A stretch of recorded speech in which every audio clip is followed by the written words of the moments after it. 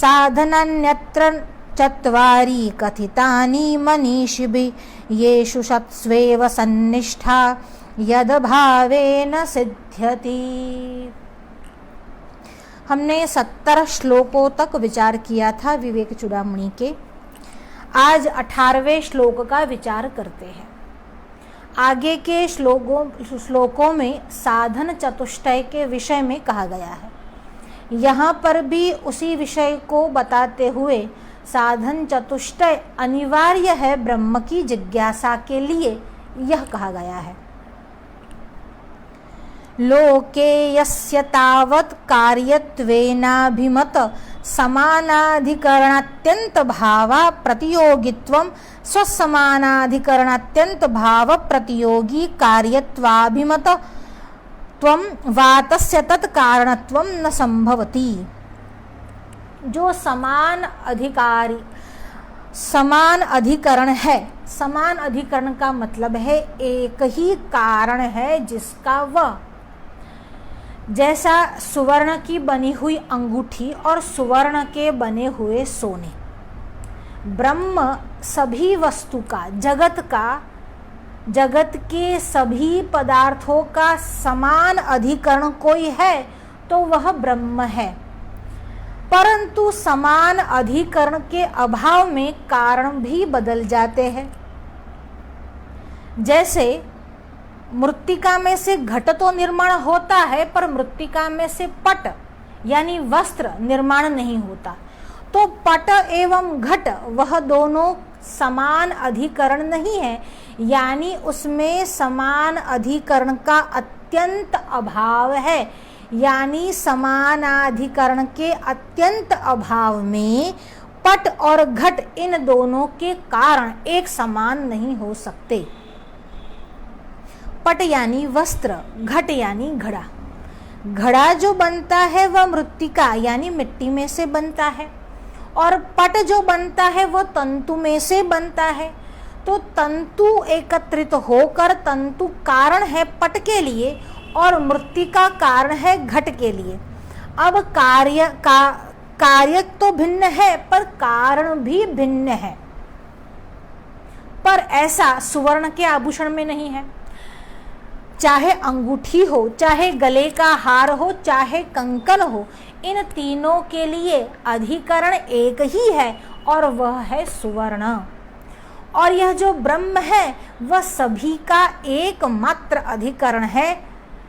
पर जो वस्तु जगत में है और जो जो दिखती है उनके लिए कारण भिन्न भिन्न दिखते हैं, पर उनके कारण जो है, उनका जो कारण है वह ब्रह्म है।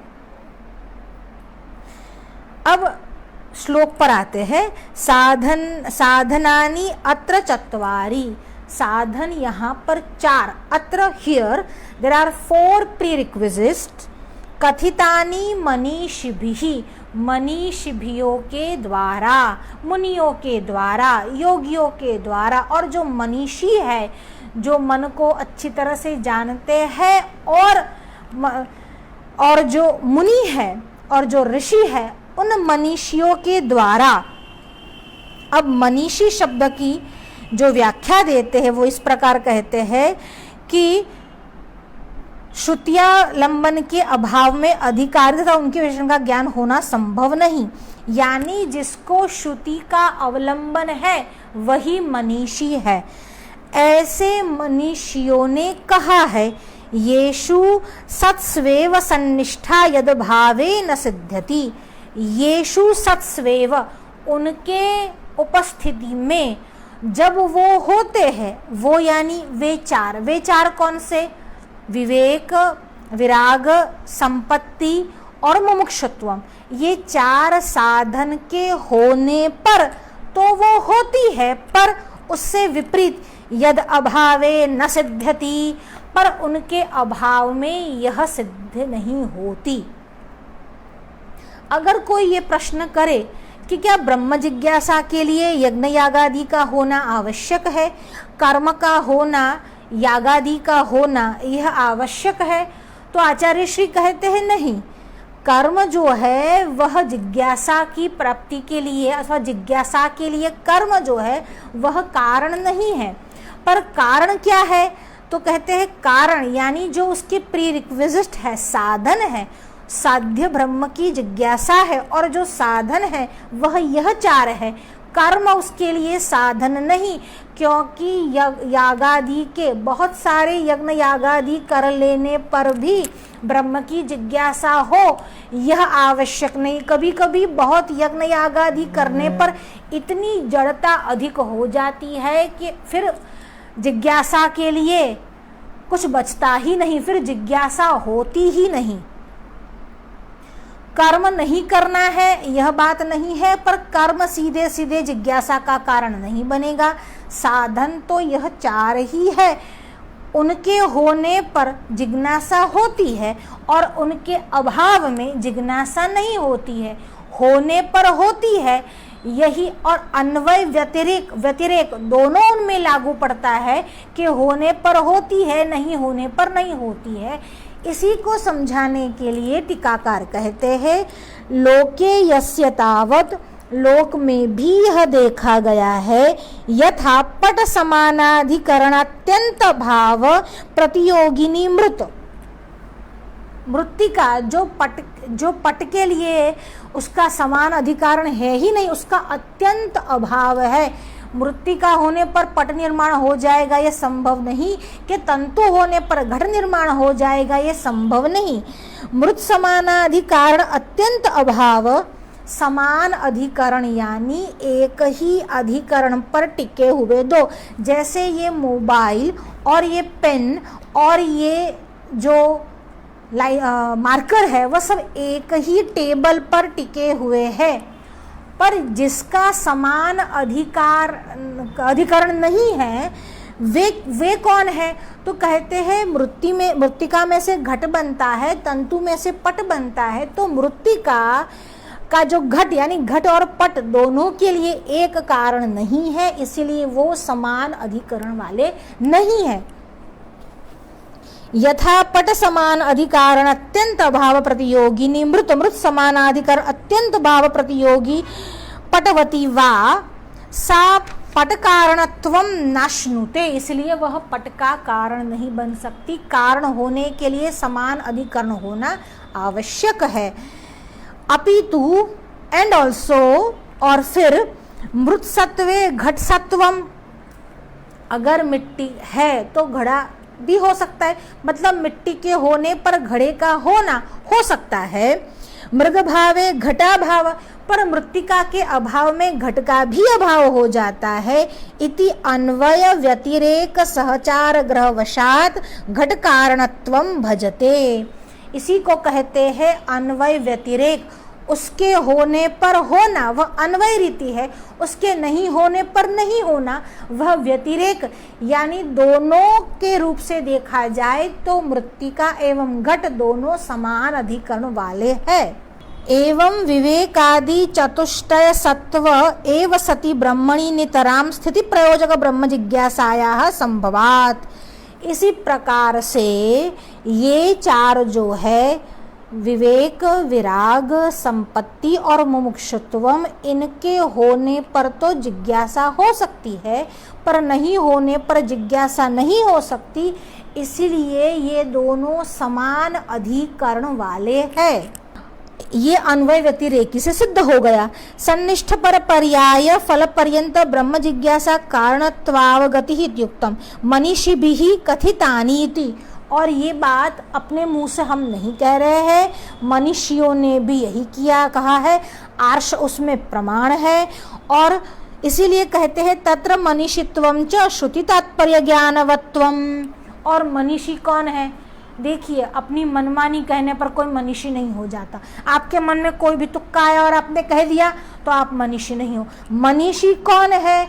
जो श्रुति को प्रमाण मानकर, श्रुति का अवलंबन कर कर जो कहता है, मतलब श्रुति अनुसार जो कहता है, वेदों के अनुसार जो चलता है, उसी को मनीषी कहा जाता है। अपने मन का बोलने वाला मनीषी नहीं है। आजकल लोगों में एक नया भूत चढ़ा हुआ है। ये भूत कौन सा चढ़ा हुआ है? लोग कहते हैं ये मेरा अनुभव बोलता है, मैं मानता हूं, पर तुम होते कौन हो बोलने वाले के, पूछने वाले? और तुम्हारे मानने का, तुम्हारे मंतव्य का, तुम्हारे विचार का महत्व क्या है? जब तक उस पर स्टैंप नहीं लगता, उसमें श्रुति की सम्मति नहीं आती, तब तक तुम्हारा मानना कोई मानना नहीं है। क्यों नहीं है? क्योंकि पुरुष का वचन मिथ्या हो सकता है, पुरुष का वचन क्षतियुक्त दोषयुक्त हो सकता है, इसीलिए अपौरुषे ऐसे श्रुति वाक्य ही प्रमाण है। श्रुति के अलावा कुछ और प्रमाण नहीं है, और श्रुति सम्मत जो दूसरे वाक्य है वे प्रमाण कहे जा सकते हैं, पर जहाँ पर श्रुति का विरोध हो, ऐसी स्मृति भी हो, तो वह मान्य नहीं है। इसीलिए किसी के व्यक्तिगत अनुभव, देखिए किसी एक वैज्ञानिक ने कुछ बात बताई और वह मान्य हो जाए, ऐसा नहीं होता। उसको उस सिद्धांत की पूर्ति सार्वत्रिक रूप से करनी होती है, और तभी वह मान्य होता है। उसको अकेले के देखने से कुछ नहीं होता है। जब सब वह देख सके, जब सब वह अनुभव कर सके, और जो सिद्धांत है विज्ञान के, उस सिद्धांत के कैटेगरी में वो आता है, वो अगर मान्य कर दे, तो वही सिद्धांत, वही अन्वेषण जो है वह मान्य होता है। इसी प्रकार से इस धर्म का जो तात्पर्य निर्णय होता है वह केवल वेदों पर ही आधारित है। इसलिए मनीषी वह है जो वेदानुकूल, वेदों को फॉलो करते हुए चलते हैं। श्रुति अवलंबना भावे एतादृशाधिकारी विशेषणानां दुर्ज्ञानत्वाद। अगर श्रुति सम्मत नहीं है, अगर श्रुति का अवलंबन नहीं है, तो ऐसे बन बैठे ज्ञानियों को हम नहीं मानते। इसीलिए आजकल देखिए, आप हर जगह पर देखो, बाबा वाक्य प्रमाणम हो चला है। ये बाबा ने कह दिया, फलाना बाबा ने कह दिया, फलाना साधु ने कह दिया, फलाना बापू ने कह दिया, फलाना दादा ने कह दिया। वो फलाना बापू, फलाना दादा कभी तो मरेंगे कि नहीं मरेंगे? वो क्या अमर होकर आए हैं? नहीं। अगर वो अमर होकर नहीं आए, अच्छा उनके गात्र कभी शिथिल होते हैं कि नहीं होते हैं? उनको बुढ़ापा आता है कि नहीं आता है? अंगम गलितम पलितम मुंडम दशन विहीनम जातम तुंडम वृद्धो याति गृहीत्वा दंडम तदपि न मुंचति आशा पिंडम। ये सब उनके साथ होता है कि नहीं होता? अंग गलित होते हैं, बाल चले जाते हैं, या फिर बाल सफेद हो जाते हैं, दांत गिर जाते हैं, ये सब उनके साथ होता है कि नहीं होता है? इसीलिए उनकी बातों पर पूर्णतया विश्वास नहीं कर सकते। अगर उनकी बात श्रुति सम्मत है तो ही उन बातों पर विश्वास कर सकते हैं। उसी श्रुति सम्मत बात को कहने वाले मनीषी है। इसीलिए अगर श्रुति का अवलंबन नहीं है, श्रुति अवलंबन अभावे, श्रुति का अवलंबन नहीं है, तो उनकी बात अपने आप ही खारिज हो जाती है। जैसे कोई केस चलता है, संविधान की जो कलम है उस पर नहीं लागू होती है, या उसमें कोई इस प्रकार की बात नहीं रखी गई है, तो उस बात को कोर्ट स्वीकार नहीं करेगी, या पहले ये जजमेंट दिया जा चुका है तो उस जजमेंट के आधार पर ये होता है। पर वह जजमेंट जिस पर निर्भर होता है उसको संविधान कहते हैं। तो संविधान में ये बात है कि नहीं है? अगर नहीं है तो अमेंडेशन किया जा सकता है, पर संविधान में अमेंडेशन किया जा सकता है क्योंकि उनको बनाने वाले भी दो पाँव, दो हाथ, दो कान, दो आंखें वाले थे। पर ये जो वेद जिसके निश्वास है वो कैसे है? सहस्र शीर्षा पुरुषः सहस्राक्षः। और इसीलिए केवल वेदों के विचारों को ही मान्य रखा जा सकता है, या वे विचार जो वेदों से अवलंबित है उसे मान्य रखा जा सकता है। तो यहाँ पर भी कहते हैं कि बादरायणादि जो मनीषी है, उन्होंने जो बात बताई थी वो क्या बताते हैं? तो अथा तो ब्रह्म जिज्ञासा, उन्होंने कहा अथा तो ब्रह्म जिज्ञासा, अब ब्रह्म की जिज्ञासा होती है। अब मानी कब? तो कब के लिए आचार्य श्री के शारीरक मीमांसा भाष्य में साधन चतुष्टयम बताए गए हैं। तो ये साधन चतुष्टयम के बाद, अब जब ये हो जाए उसके बाद, यानी ये 4 जो है वह पूर्ववृत्त है, इसके बाद आपको ये जिज्ञासा हो सकती है। इसमें बादरायण प्रमाण है, इसमें आद्य शंकराचार्य प्रमाण है। अथा तो ब्रह्म जिज्ञासा इति सूत्र घटक अथ शब्देन साधन चतुष्टय संपत्त्यंतर्यम सूत्रयन्तः ब्रह्म जिज्ञासा अधिकारणम एव विधम सूत्रयामासु इति शारीरिक मीमांसादि कर्ण तृतीया वर्णक भाष्यादर्थतोवगम्यते। इसमें यह भाष्य प्रमाण है। एतादृशा विशेष लंबक श्रुत्यस्तु यत् कृतकम तदनित्यम। अच्छा, यह तो बादरायणादि मनुष्यों के प्रमाण है, उसमें श्रुति कौन सा प्रमाण है?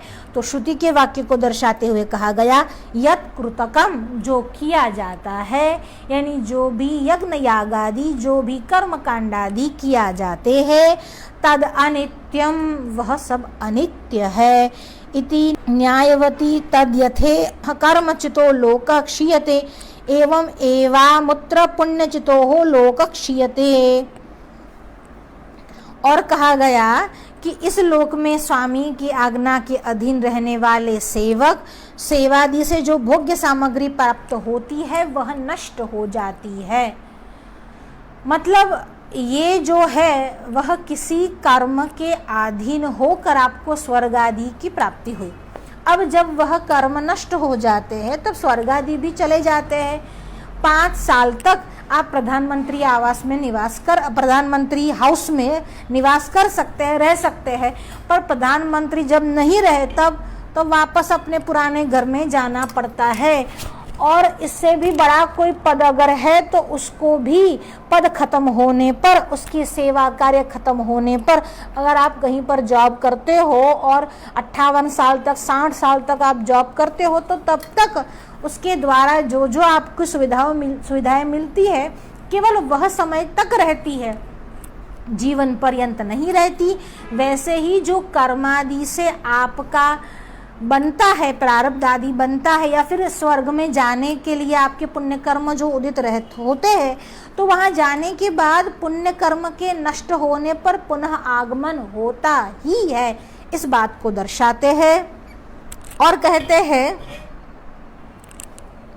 छांदोग्य उपनिषद की श्रुति को कोट करके हुए कहते हैं, यो वै भूमा तद अमृतम अतोन्यदार्थ न जायते म्रियते वा विपश्चित। कठोपनिषद की श्रुति को भी यहाँ पर कोट किया है, यो वै भूमा तद अमृतम यदल्पम तन मर्त्यम। यो वै भूमा, छांदोग्य उपनिषद में भूमा विद्या करके पूरा प्रकरण आया है। यहाँ पर गुरु अपने शिष्य को समझाते हैं कि यह भूमा क्या है। भूमा शब्द भी बहुत के अर्थ में आया है, यानी यह जो भूमा है वह तो ब्रह्म के अर्थ में ही आया है। कैसे? तो कहते हैं कि आपके पास अगर 100 रुपये है तो आपको 1000 चाहिए, 1000 है तो लाख चाहिए, लाख है तो 10 लाख, करोड़, अरब, खरब, ऐसे ऐसे। अरब वाले को खरब चाहिए, करोड़ वाले को अरब चाहिए, 1000 वाले को लाख चाहिए, 1000 वाले को लगता है कि मैं गरीब हूँ, लाख आए तो अच्छा, लाख वाले को लगता है मैं गरीब हूँ, कोटि आए तो अच्छा, कोटि वाले को लगता है कि मैं गरीब हूँ, अरब आए तो अच्छा। ऐसे ऐसे ऐसे उससे भी अधिक पैसा आए तो उससे भी अधिक उसका लोभ जो है वह उसके लिए बढ़ता ही जाता है। पर एक व्यक्ति वह है जिसके पास जीवन जिसका चल सकता है, सुबह शाम की रोटी मिल सकती है, फिर भी उसको ऐसा नहीं है कि मैं कुछ कमाऊं, क्योंकि जो है उसमें सुबह शाम का भोजन निकल जाता है। तो दोनों में से गरीब कौन है? वह अमीर जिसके पास खरबों रुपए है और चाहता है कि मैं और कमाऊं, या वो व्यक्ति, वो साधु जिसके पास केवल 2 टंग का भोजन है और फिर भी वो मस्ती में रहता है। तो यहाँ पर वो उसके मस्ती में रहने का कारण क्या है? तो कहते हैं उसके लिए दृष्टि एक समान हो जाती है, वह सबको अपना ही स्वरूप समझ लेता है। अब जब सब अपना ही स्वरूप समझ लेता है तब अपने से अलावा कुछ और है ही नहीं, दूसरों का आनंद भी अपना आनंद ही है। जब वह अपने आप को सच्चिदानंद घन समझ लेता है और ब्रह्माकाराकारित वृत्ति ही हो जाती है, तब उसके लिए कुछ भी पाने को शेष नहीं रह जाता। इसी विद्या का नाम भूमा विद्या है। सबको अपना स्वरूप ही समझ लेना। सर्वम खल्विदम ब्रह्म जब उद्भाषित हो जाता है तब कुछ प्राप्त करने की आवश्यकता रहती ही नहीं। गुरु अपने शिष्य से कहता है कि कौन सी ऐसी वस्तु है जिसे प्राप्त करने पर सब वस्तु अपने आप ही प्राप्त हो जाती है, जिसको जानने मात्र से सब अपने आप ही जान लिया जाता है। तो कहते हैं ऐसी वस्तु का उपदेश तो मुझे पहले नहीं किया गया। तो कहते हैं उसी को ब्रह्म कहते हैं और इसी ब्रह्म विद्या का नाम भूमा विद्या भी है। और इसीलिए छांदोग्य उपनिषद में ये कहा गया, यह जो यो वै भूमा तद अमृतम, ये जो ब्रह्म विद्या है वही अमृत है। और क्योंकि इसी से इमॉर्टैलिटी आपको मिलती है। बाकी लोभ मोह काम क्रोध एक के बाद एक शत्रु आप पर सवार रहते ही है, कहीं भी इसका अंत नहीं होता है। यद अल्पम तन्मर्त्यम, जो और चाहिए मतलब ये अल्प है, ये कम है, जिसके लिए हमको ये लगता है कि ये कम है, उसको एक दिन मरना ही है, उसको एक दिन खत्म होना ही है। बहुत सुंदर उदाहरण हमको एक बार स्वामी अमृतानंद जी ने दिया था। तो स्वामी जी ने कहा था हमको कि जैसे तुम्हारे पास 1000 वोल्ट के बड़े बड़े बल्ब है, बड़े बड़े लाइट्स है, तो अचानक बिजली का आगमन और जाना या फ्लक्चुएशन इतना हुआ कि वो इतना महंगा बल्ब या इतनी महंगी वस्तु भी अचानक से फूट जाए, टूट जाए, तो तुमको क्या प्रकाश मिलेगा? तो कहते हैं नहीं मिलेगा। तो ये हो सकता है कि इतनी महंगी वस्तु भी फूट जाए, उसका मर्तव्य मतलब उसका मरना भी निश्चित है। चाहे लाख रुपए की अच्छी अच्छी लाइट्स वगैरह आप लाओ तो भी वो टूट सकती है। पर अगर सूर्य नारायण है तो सूर्य नारायण का प्रकाश क्या कभी जा सकता है? या आपके पास मणि है कि जो मणि प्रकाश देती है, क्या वह मणि का प्रकाश टूट सकता है, फूट सकता है? सूर्य नारायण का प्रकाश जा सकता है? तो नहीं जा सकता। क्यों नहीं जा सकता? क्योंकि सूर्य नारायण प्रकाश के लिए किसी और पर अवलंबित नहीं है, जबकि वह जो लाइट्स वगैरह है, बल्ब वगैरह है, चाहे वो हेलोजन भी क्यों ना हो, वो इलेक्ट्रिसिटी पर अवलंबित है, उसके बिना उसका काम नहीं चलेगा। इसीलिए जो अल्प है, चाहे वो बहुत सारा हो चाहे वो कम हो, पर वस्तुतः वो अल्प ही है, क्योंकि उसको मरना है, उसका नाश एक दिन होना है। इसीलिए जो भूमा है, जो ब्रह्म है, ब्रह्म विद्या है, वही अमृत को देने वाली है, बाकी सब मर्त है। न जायते म्रियते वा विपश्चित, चैतन्य स्वभाव के कारण वस्तुतः ये आत्मा तो न जायते, न तो जन्म लेता है, न म्रियते और न ही मरता है और न ही जिसका नाश होता है, पर जो अल्प ऐसा शरीर है उसी का नाश होता है। तो इसी विवेक को वेदों में भी श्रुतियों में भी समझाया गया है। केवल आचार्य श्री कहते हैं ऐसा नहीं है, केवल भगवान वेदव्यास कहते हैं ऐसा नहीं है, उसमें श्रुति प्रमाण है और श्रुति प्रमाण होने पर इन दोनों मनुष्य की बात भी प्रमाण है। इसीलिए जो पहला साधन है वह नित्यानित्य वस्तु विवेक है। और आगे कहते हैं, आगे वैराग्य की बात चलाते हैं। देखिए, समाधि, षडक संपत्ति और वैराग्य, इन दोनों के लिए भी शास्त्रों में प्रमाण उपलब्ध है, वेदों में प्रमाण उपलब्ध है, इसलिए दोनों भी मान्य है। अब कहते हैं जो समाधि षडक संपत्ति है, इंद्रिय निग्रह करना है, मन को अपने बस में नियंत्रण में रखना है, तितिक्षा रखनी है, श्रद्धा रखनी है, तो इन सब के लिए कहते हैं, किसको कहते हैं ये पुरुष जो है वो विरागी है, विवेकी है, संपत्तिवान है? तो कहते हैं जिसमें 6 प्रकार के विकार नहीं है उसी को विवेकी कहते हैं, उसी को वैरागी कहते हैं। कौन से 6 प्रकार के विकार है? तो कहते हैं काम, क्रोध, लोभ, मोह, मद, मात्सर्य, ये 6 प्रकार के विकार है। ये 6 प्रकार के विकार पर जिसका नियंत्रण है वह अधिकारी है।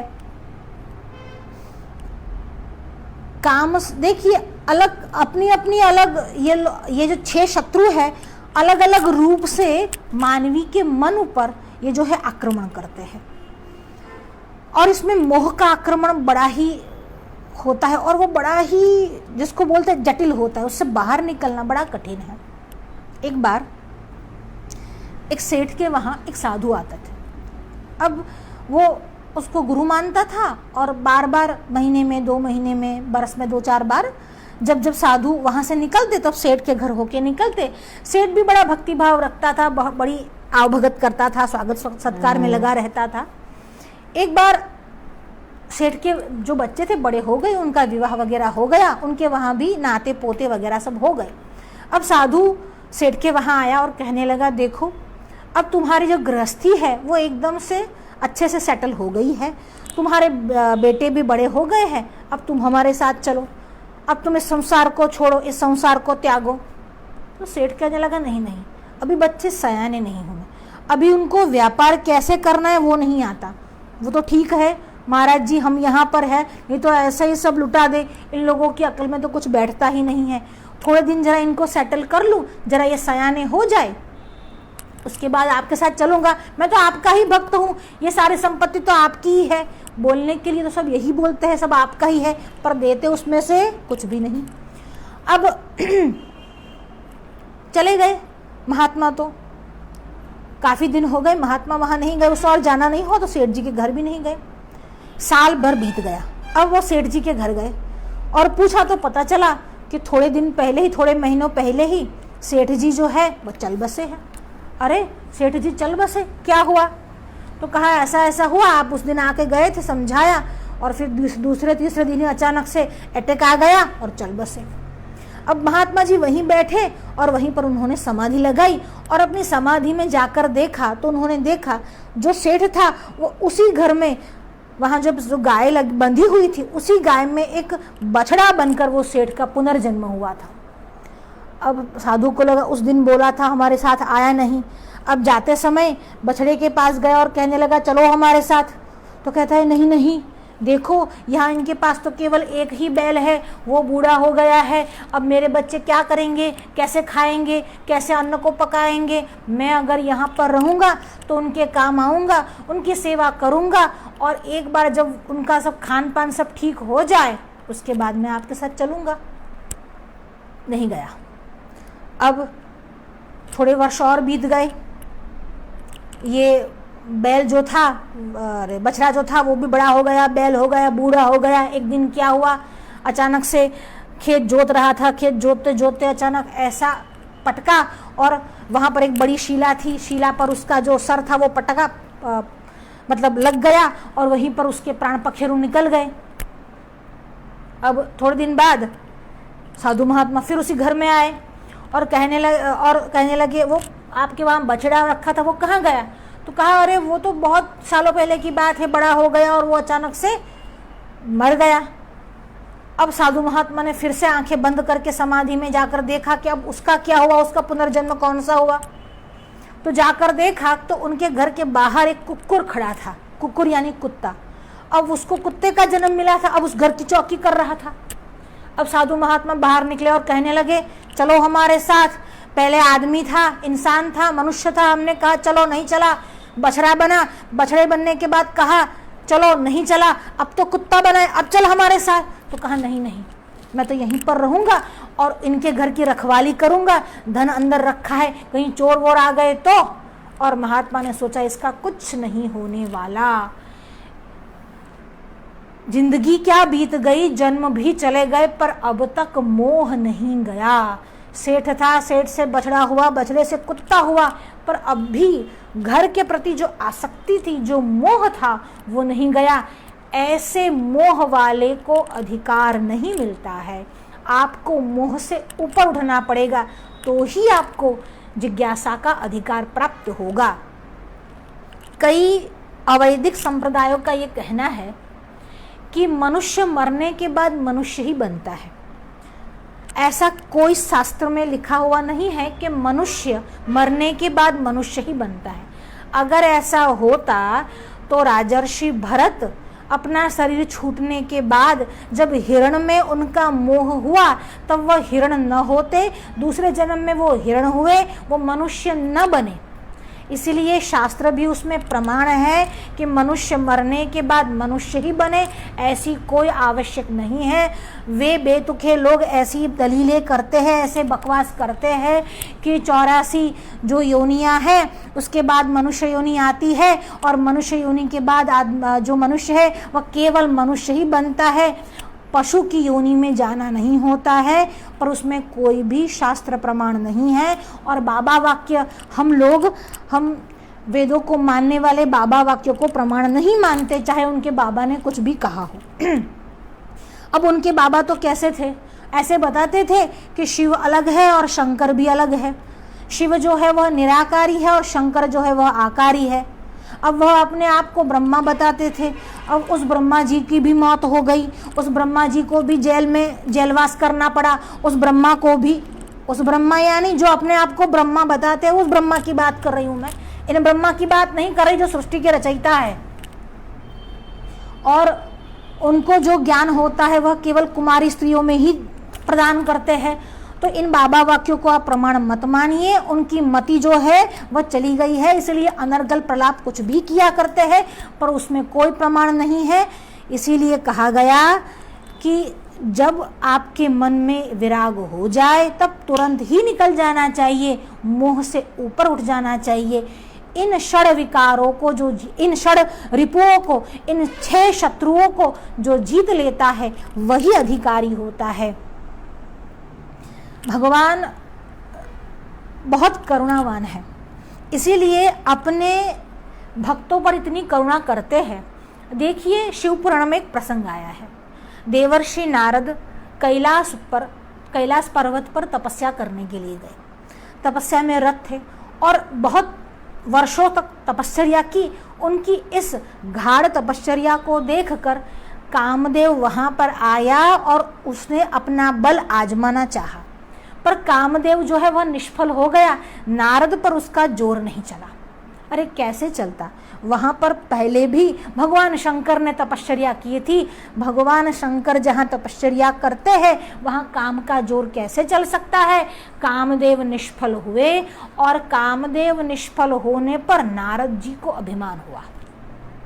देखिए, कभी कभी भक्तों को भी अभिमान हो जाता है और वह तुरंत गए, भगवान शंकर के पास गए और कहने लगे, भगवान शंकर, आपकी कृपा से मैंने इतने वर्षों तक तपस्या की, और जब हम तपस्या कर रहे थे कामदेव हमारे तप को जलाने के लिए आए, पर आपकी कृपा से हमारे तप को वो नहीं जला सकते।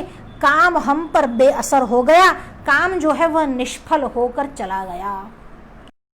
भगवान शंकर को लगा नारद जी को भी अहंकार हुआ है। अब भक्त को जो अहंकार हुआ है उस अहंकार का नाश तो करना पड़ता है। इसीलिए भगवान शंकर ने कहा, ठीक है वत्स नारद, तुमने काम को जीत लिया है, बड़ी अच्छी बात है, पर देखो इसको ब्रह्मलोक पर जाकर कभी मत कहना, ब्रह्मलोक में जाकर अपना बखान कभी मत करना, अपने पिता के सामने ये बात कभी मत कहना कि तुमने काम पर विजय प्राप्त कर ली है। अगर तुम अपने ही बात को अपने ही मुंह से प्रशंसा करते रहोगे तो वह बात का फिर कोई महत्व नहीं रह जाएगा। जब ये कहा, नारद जी के मन में बात आई कि अरे ऐसा कैसे? देखो, छोटा सा काम भी कर लेते हैं ना, 500 रुपये भी चढ़ाते हैं ना, तो लोग ऐसी आशा करते हैं कि मेरा नाम मंच से घोषित हो कि फलाना व्यक्ति ने 500 रुपये दिए हैं, फलाने 5000 दिए हैं। तब इतना बड़ा कर्म कर लिया और उस समय भी अभिमान शून्यता आ जाना बहुत बड़ी बात है। तो नारद को भी भगवान की माया से मोह हुआ, ब्रह्मलोक में गए, ब्रह्मलोक में भी अपनी बात का बड़ा बखान किया। अब ब्रह्मा जी उनके पिताजी, अब उनके मन में आया अब इसका मोह का नाश नहीं हुआ, उसके अहंकार का नाश नहीं हुआ तो वो आगे नहीं बढ़ पाएगा। इसलिए जानबूझकर कहा तुमने हमारे सामने कह दिया तो ठीक है, पर नारायण के सामने तो ये बात कभी भी मत कहना, और जब किसी को कहा जाए कभी भी मत कहना, वो बात वह तुरंत कर लेता है। और वहाँ से सीधा गया, क्षीर सागर में गया, नारायण के पास गया और कहने लगा भगवान आपकी कृपा से हमने काम पर विजय प्राप्त कर ली है। और जब ये कहा तब भगवान नारायण ने भी अपनी माया को रचा। अब कैसी माया को रचा? नारद जी आ रहे थे, बीच में रास्ते में जा रहे थे, ऐसी सुंदर माया रची, सुंदर नगर बनाया। उस सुंदर नगर में एक राजा था, राजा की एकदम बहुत सुंदर, तीनों लोकों में सबसे सुंदर हो ऐसी पुत्री थी। अब वहाँ के जाते जाते नगर में वहाँ नारद जी रुके। अब नारद जी राजा के वहाँ गए और राजा ने अपनी पुत्री को बुलाया और कहा नारद जी आए हैं, इनका भविष्य देखकर बताओ इनको कैसा पति मिलेगा। अब जब नारद जी ने उस सुंदरी स्त्री को देखा तब उनके मन में भी विवाह करने की इच्छा हुई, विवाह करने की इच्छा हुई और सोचा अगर मेरा स्वरूप भगवान जैसा सुंदर बन जाए तो ये सुंदरी स्त्री मुझसे विवाह करेगी। उस स्त्री का स्वयंवर रचा जाना था। नारद ने सोचा सुंदर रूप बनाकर आऊंगा और यह स्त्री स्वयंवर में मुझे ही वर्ण कर लेगी। नारद जी गए भगवान नारायण के पास और कहने लगे हरि मुझे आप जैसा बना दीजिए, मुझे हरि जैसा रूप चाहिए।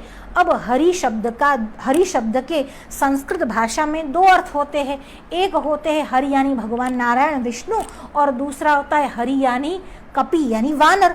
अब भगवान ने कहा ठीक है तेरा मुख हम वैसा ही हरि जैसा ही बना देते हैं। अब नारद जी तो खुश होते होते गए, प्रसन्न होते होते स्वयंवर में गए, सभा में गए, एकदम प्रसन्न है, आज तो मुझे भगवान नारायण जैसा स्वरूप मिल गया है और अब वह सुंदरी स्त्री मेरे ही गले में वरमाला पहनाएगी। ये सोच सोच कर नारद जी तो फूले नहीं समाते थे और स्वयंवर में आए, स्वयंवर में जाकर बैठ गए और बैठे पीछे भगवान शंकर के गण थे, वो नारद जी को देखकर हंस रहे थे। अब नारद जी के मन में और गुस्सा आ रहा था, अरे क्या बात है ये पीछे देखकर हंस क्यों रहे हैं। पर उन्होंने ये नहीं सोचा कि ये हंस क्यों रहे हैं और ना ही जानने की कोशिश की कि क्यों हंस रहे हैं। इतने में वो सुंदरी स्त्री राजकुमारी आई और राजकुमारी ने देखते देखते आगे जा रही थी, सबको देखते देखते आगे जा रही थी। देवर्षि नारद ने अपना सर झुकाया पर राजकुमारी ने तो उनकी ओर देखा ही नहीं। कैसे देखते, मुंह एकदम वानर का बन गया था। अब वानर की ओर तो कौन देखता है, वानर को तो कौन पसंद करता है। और आगे चली गई और एक सुंदर देह बनाकर जो भगवान आए थे उन्हीं के गले में उन्होंने माला डाल दी। अब नारद जी को बड़ा क्रोध आया। अब नारद जी तो मुंह लटकाए बैठे थे और ये गण जो थे पीछे से और ठाके लगाकर हंस रहे थे और बोल रहे थे अपना मुंह तो देखो, चले हैं और मुंह बंदर का है और जो हुर सी नारी है उसको बिहाने चले हैं, लंगूर दिखते हैं और हुर चाहते हैं। अब उसको हुआ कि क्या बात है, ये ऐसा क्यों बोल रहे हैं। नारद जी दौड़े, बीच में एक नदी थी, नदी में जाकर अपना मुख देखा और क्या देखते हैं, उनका मुख तो बानर का बना था। वो खुद एक बार हक्के बक्के से रह गए, झेप गए और डर गए, सीधे गए विष्णु लोक में और भगवान से कहने लगे तूने मेरे साथ बड़ा मजाक किया है, तू बड़ा कपटी है, तू ऐसा, और तेरा कपट आज का तो है नहीं, तेरा कपट तो बरसों पहले का है। और जब समुद्र मंथन हुआ तो उसमें से हलाहल विष निकला, तब तो सब भगवान शंकर के पास गए, बेचारे भगवान शंकर भोले और विष पी गए। और तू इतना कपटी है, उस समय भी अमृत का जो गढ़ा था वह तूने ले लिया और अपने मोह मुद्रा से सभी राक्षसों को मोहित करके जो मदिरा थी तो वो तो उनको दे दी, पर देवताओं को तूने अमृत पिला दिया।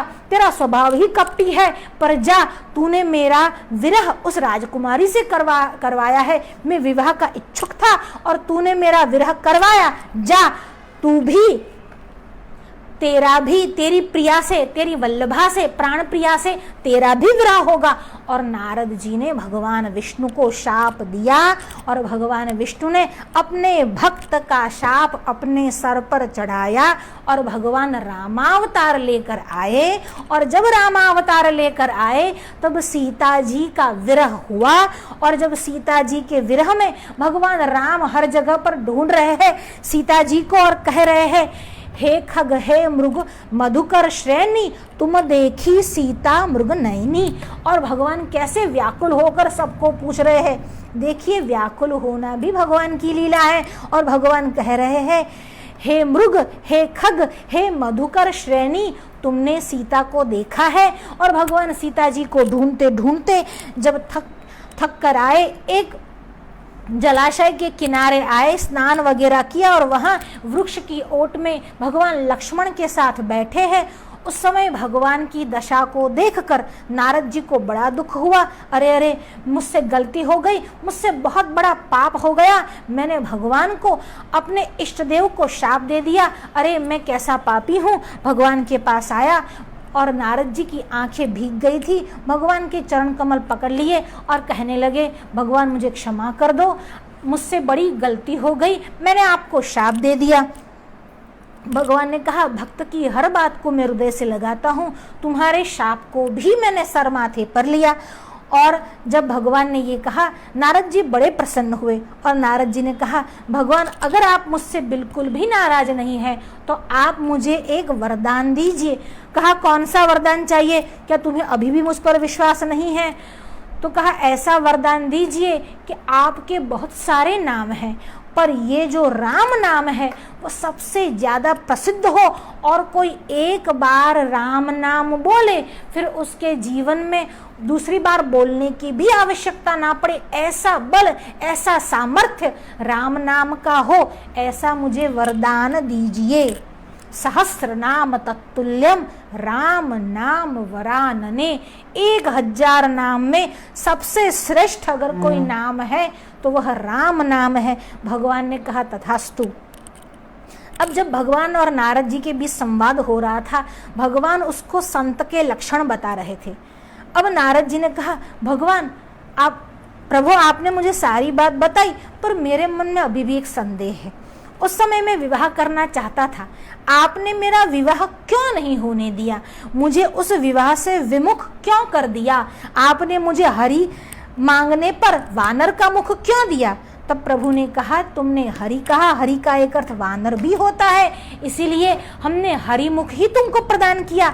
और दूसरी बात, वत्स नारद सुनो, जब बच्चा बहुत छोटा होता है तो माँ उसकी बहुत ध्यान रखती है, उसकी बहुत, जिसको गुजराती में कहते हैं बहुत काळजी, मायनी बहुत बहु વધારે काळजी ले छे, उसका इतना ध्यान रखती है कि वो कहीं पर भी चला ना जाए, उसको खाना खिलाना हो, पिलाना हो, नहलाना हो, धोलाना हो, सब माँ ही उसकी करती है। और वो ध्यान रखती है कहीं आग के पास न चल जाए, कहीं गिर नहीं पड़े, कहीं चला ना जाए, कहीं बाहर ना निकल जाए, कहीं उसको चोट ना आ जाए, तो माँ उसका सभी प्रकार से ध्यान रखती है।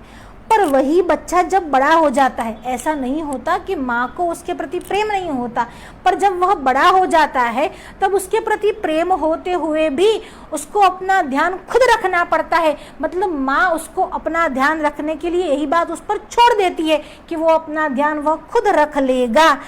तो नारद, ये जो ज्ञानी है वो तो अपना ध्यान खुद रख लेंगे, ऐसा कहकर मैं छोड़ देता हूँ, पर जो मेरे भक्त है वो मुझे छोटे बच्चे की तरह बड़े ही प्रिय है, उनका कुछ भी कल्याण अकल्याण न हो जाए, इसीलिए मैं उनका बड़ा ही ध्यान रखता हूँ। मैंने तुम्हारा बड़ा ध्यान रख कर ही तुम्हें विवाह से उन्मुख कर लिया और तुम्हारे मन में वैराग्य दृढ़ हो जाए, उसके लिए ये पूरा कार्य किया।